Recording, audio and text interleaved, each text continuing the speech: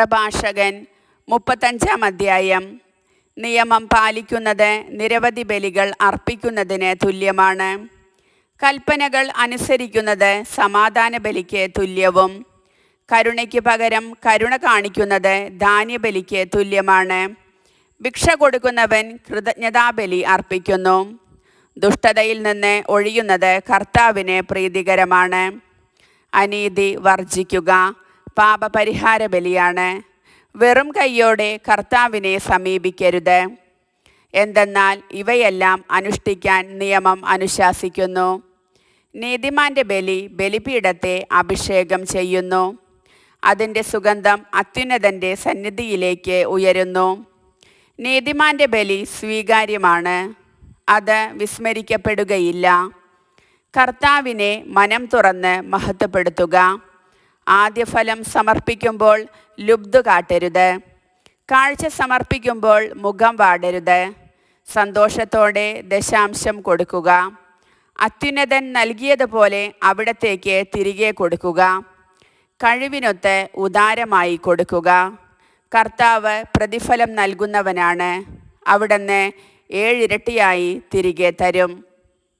കർത്താവിന് കൈക്കൂലി കൊടുക്കരുത്, അവിടുന്ന് സ്വീകരിക്കുകയില്ല. അനീതിപൂർവമായ ബലിയിൽ ആശ്രയിക്കരുത്. കർത്താവ് പക്ഷപാതമില്ലാത്ത ന്യായാധിപനാണ്. അവിടുന്ന് ദരിദ്രനോട് പക്ഷപാതം കാണിക്കുന്നില്ല. തിന്മയ്ക്ക് വിധേയനായവൻ്റെ പ്രാർത്ഥന അവിടുന്ന് കേൾക്കും.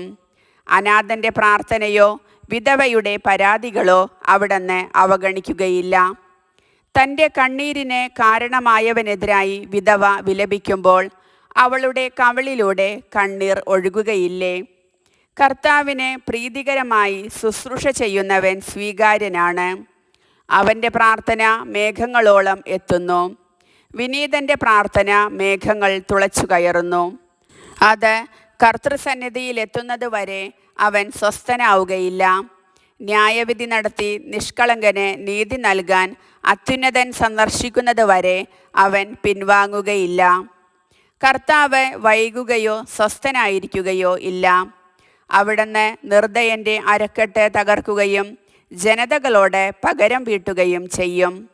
ധിക്കാരികളുടെ കൂട്ടത്തെ നിർമ്മാർജ്ജനം ചെയ്യുകയും അനീതി പ്രവർത്തിക്കുന്നവൻ്റെ ചെങ്കോൽ തകർത്തു കളയുകയും ചെയ്യും. മനുഷ്യന് പ്രവൃത്തിക്കൊത്തും പ്രയത്നങ്ങൾക്ക് അവയുടെ വൈഭവത്തിന് അനുസരിച്ചും അവിടുന്ന് പ്രതിഫലം നൽകും. തൻ്റെ ജനത്തിൻ്റെ പരാതികൾക്ക് വിധി കൽപ്പിച്ച് തൻ്റെ കരുണയിൽ അവരെ ആനന്ദിപ്പിക്കും.